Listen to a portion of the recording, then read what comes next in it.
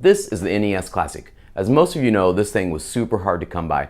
I actually had to buy mine from a scalper on eBay, and now I fear we're facing the same situation with the new upcoming SNES Classic.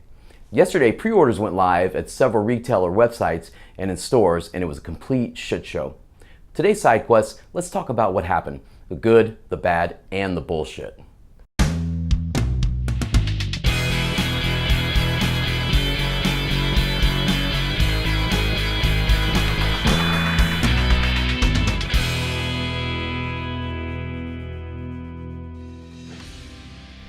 So yesterday, pre-orders for the SNES Classic went live at several stores. Best Buy was the first I heard of, and of course I immediately went to Best Buy's website and they were already gone. From what I hear, they sold out in seconds. I checked all the other stores' websites that supposedly had pre-orders, Target, Walmart, etc., and all of them were instantly gone. I heard a rumor that you could go into a local GameStop store for the pre-order. I ran there as quick as I could, painfully so because I hate going to GameStop. And when I went into the store, I asked about it and was scoffed at and told that they were gone within minutes. One of these, they sold out in minutes. Listen, motherfucker, Nintendo assured me there would be plenty for everyone.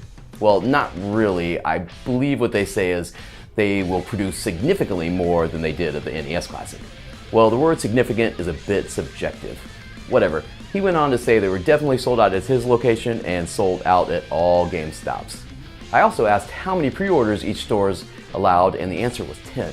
Well, 10 sucks, but it's better than 2 that stores actually received for the NES Classic. Did Nintendo give them word that they would only get around 10? Nintendo must have already begun production on the SNES Classics since they are beginning to release them on September 29th. Can't they have their manufacturing elves just count how many systems are being made and let us know, for Christ's sakes? Why leave everyone in the dark in typical Nintendo fashion? All this is really annoying, and I'm scared it's going to become the same fiasco we had with the NES Classic, where there's just not enough of them to go around. Nintendo claimed that there would be a significantly more of the SNES Classic, so we'll see about that, but when stores are only taking 10 pre-orders, it doesn't feel very promising. But here's the kicker. The real bullshit of the failed pre-order day was a scummy scam that ThinkGeek had going on. In order to pre-order the SNES Classic from them, you couldn't just pre-order the system, you had to pre-order it in a bundle. And not a bundle that included things you could use for the SNES Classic or anything related to it. They were forcing people to pre-order it in a bundle with a bunch of products that they had previously reduced prices on. Products that they couldn't sell and most likely had a huge overstock of, and they needed to clear out of their warehouses because it wasn't selling.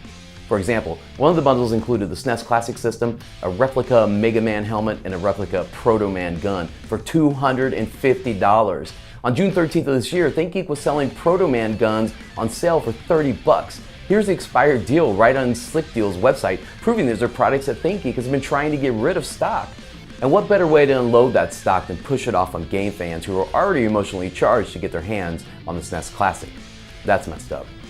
I just really can't believe they are doing this. Well, maybe I can. GameStop owns ThinkGeek, and GameStop has had their share of shadiness.